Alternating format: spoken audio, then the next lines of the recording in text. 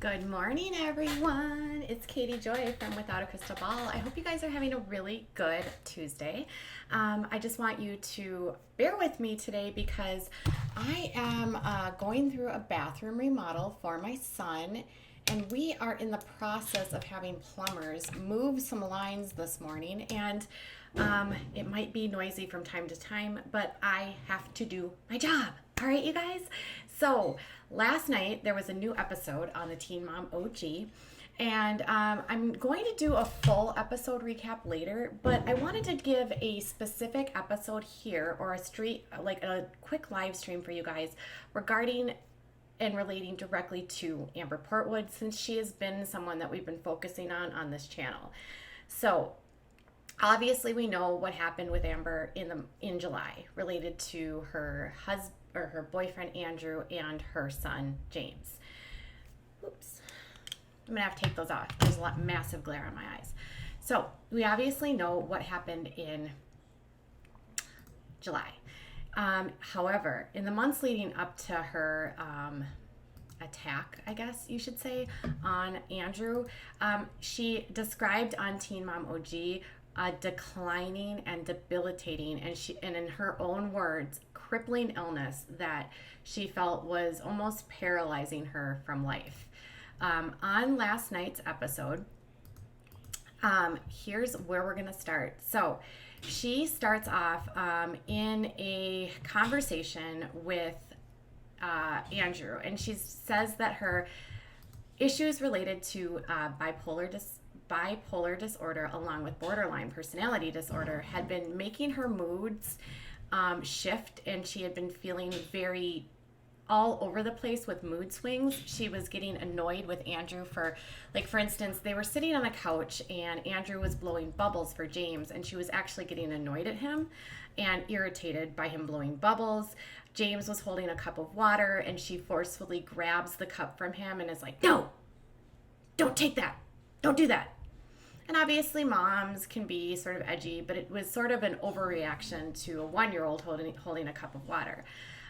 She admits to Andrew that she's not sleeping well, that it's affecting her overall mood, and that they start talking about how at one point she and her doctors had talked about how she maybe just needs to move to a place that's sunnier. She tells Andrew that she's always the happiest in California and in Florida when she can spend time outside. However, in Indiana, she says she feels like she's stuck inside all the time because there's snow 10 months out of the year, which is a mild exaggeration. I actually live in Minnesota and it's way colder here and there's not snow 10 months out of the year. But I understand her point.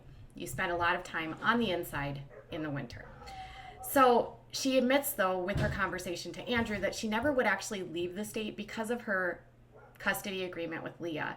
And because of that, she decides that she doesn't want to and she would never move out of state. Obviously, we know that Andrew is from California, and so, the conversation leading up to California is likely related to his family being in California. Later on in the episode, they are actually driving on a way to her doctor's appointment.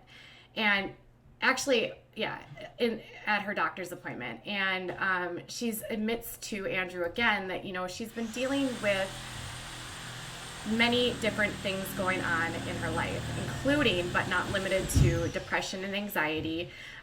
She says that she could be out in a crowd and feel incredibly alone. She says she feels crippled by her illness. She says, "I wish I could just be dainty," almost describing as if she wished she could have a better control of her moods and be able to feel more stable in how she's managing herself and maybe more in control. And Andrew sort of jokes with her and says, "Well, just act dainty." He wasn't, maybe not the best response in terms of her being very serious and opening up with him, especially as they're on a trip to the doctor's office. But that really sends her off the edge and makes her sort of lash out at him. And she explains to him, it's really frustrating how whenever she's trying to talk to him about how she's feeling, he always makes a joke or he's not taking it seriously. And he says that it's just his coping mechanism and all he wanted to do was try to cheer her up. And then she quickly like shifts gears, and she talks about how there's a plane that's flying like overhead, and she feels like it's flown into the trees. However, it didn't actually fly into the trees, and Andrew tried to remind her that they were right by an airport, and it's unlikely that the planes, were following. It was more likely the planes were following a path. But she, in a very sort of irrational state of mind, argues with him about that, and then gets mad at him for, again, not taking her seriously and minimizing her feelings about an airplane. I'm not even kidding. Like, they're literally arguing about an airplane. This is sort of how all over the place she is. She then tells Andrew that talking to him and having a serious conversation with him is like trying to talk to a clown. For Andrew's part, he tries to, I think, do his best with her very volatile and shifting moods. She seems to be 1 minute completely fine, and then the next minute completely triggered. And there doesn't seem to be any one thing that triggers her. I mean, the dogs were pissing her off. Her son holding a cup pissed her off. A plane flying in the air pissed her off. There was just a lot of things where she was sort of angry, and sort of anything was making her mad.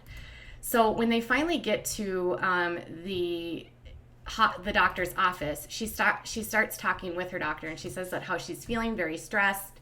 She's more stressed now than she's been in a really long time. She admits that she has no appetite. She can't sleep at night. She can't eat. She says that her moods are up and down. She's extremely combative. She admits that she's triggered literally by everything. She says that she's arguing with Andrew about everything. And she says everything's annoying. She gets enraged, and she's flipping out. And her psychiatrist asks her if she feels like she's going to sabotage her relationship, to which she says yes. She is very, like, he says to her, do you feel like you're in a point where your moods will put you in a position where you will self-sabotage this relationship with Andrew? And she says, mentally, yes, I do believe I will self-sabotage this relationship. She admits that she knows that she shouldn't, and it would be terrible if her mental illness like resulted in that, but she feels like it very well could be sort of like based on how she had been feeling, that she was sort of on the edge of like cutting this relationship off. And she was sort of like talking about how she was like evaluating the relationship and just at times very angry about what was going on. As they start talking more, she says, she describes herself as a ticking time bomb, and she says, I'm right at the point of freaking out. I am on the edge. She knew where she was at. She said she was on the edge. What I found interesting in this, and that's sort of how it ends, and what I found interesting in this whole exchange is it's a lot of Amber talking, but there's not a lot of discussion about like what they're going to do to help her manage any of that. And I feel like, I don't know if that's left on the cutting room floor because it's like private information, but I feel like if you're going to have filming done in a doctor's office, I would hope that it would be less just her venting and talking through what she's doing, and more about what strategies they're going to take to help her get through those moods. Because obviously when you're dealing with instability with your moods, there's lots of different things that can be done, from medications to dialectical behavioral therapy, cognitive behavioral therapy, lots of different options that can work. And as a viewer who understands more about mental health and stuff because of my own issues, I was like, gosh, I always feel like there's room in these episodes to really give viewers a better understanding of what's going on. Instead, it's just Amber basically unloading and sharing what she's feeling, and then no sort of resolution or solutions. So that made me sort of fall down the rabbit hole, because I was like, well, if somebody is struggling with this, what is it that we would actually recommend them do? What would a doctor recommend them do? And what actually is she facing when she's dealing with this while she's doing this? And, another thing is that psychiatrists as a whole typically are the individuals that manage the medication and the actual diagnostics related to this. In my own experience, psychiatrists aren't as hands-on with the actual psychotherapy. Those are more done by a psychologist. So it's hard to know like if she has a psychologist too. But usually when you have a complex diagnosis like Amber, the psychiatrist is used to manage the multitude of medications that she's on to manage in the different issues going on in her brain. And then the psychologist would be the one to help her with the coping skills. So I guess I'm not really sure, and I don't know if she's just trying to use medicine as the Band-Aid or if she's actually taking the steps. But I felt like this could be a learning opportunity for all of us since they don't talk about it on the show. And so basically when we're talking about, according to the National Alliance on Mental Illness, people with people with borderline personality disorder, let me get this turned up, you guys. People with borderline personality disorder experience wide mood swings and can display a great sense of instability and insecurity. And this is per the Diagnostic and Statistical Manual Diagnostic Framework. And what their symptoms can be are frantic efforts to avoid real or imagined abandonment by friends and family, unstable personal relationships that alternate between idealization, which would be I'm so in love with you, and devaluation, which would mean I hate her or I hate him. And and then this is always sometimes known as what's called splitting. So they will intensely love and then find a way to sabotage it, and then they go from love to absolute hate, which I think we've been seeing right now with her behavior online. And then also it says that it can lead to distorted and unstable self-image, which affects your moods, values, and opinions, impulsive behaviors that can be dangerous, and outcomes such as excessive spending, unsafe sex, substance abuse, self-harming, chronic feelings of boredom and emptiness. She does typically seem to feel very guilty after everything happens. Associative feelings, disconnecting from your thoughts or sense of identity or out-of-body type of feelings, and stress-related paranoid thoughts. Severe cases of stress can lead to brief psychotic episodes. So in this case, she may have had some sort of break, and that's maybe what caused her to lash out. According to NAMI, the best tools that individual can use is psychotherapy, such as dialectical behavioral therapy, cognitive behavioral therapy, and psychodynamic psychotherapy. And those would be the first choices. Learning ways to cope with emotional dysregulation in a therapeutic setting is often the key to long-term improvement. It says medications can help, but there's not a specific medication that's used to treat this. But several medications can be used off-label, for example, mood stabilizers, antidepressants, for mood swings and dysphoria. And then sometimes they need short-term hospitalization for impulsive thoughts and thoughts of self-harm. I hope you guys are able to hear me despite the loud noises. I do apologize. So what I find interesting as well on here is that it says that a related condition to borderline personality disorder is also bipolar disorder, and it's not uncommon for these two to like exist comorbidly, as well as anxiety or depression. So along with substance abuse. And based on everything according to NAMI, which is, again, the National Alliance for Mental Illness, both bipolar and BPD have a high incidence of thoughts of self-harm and ideations of ending your life.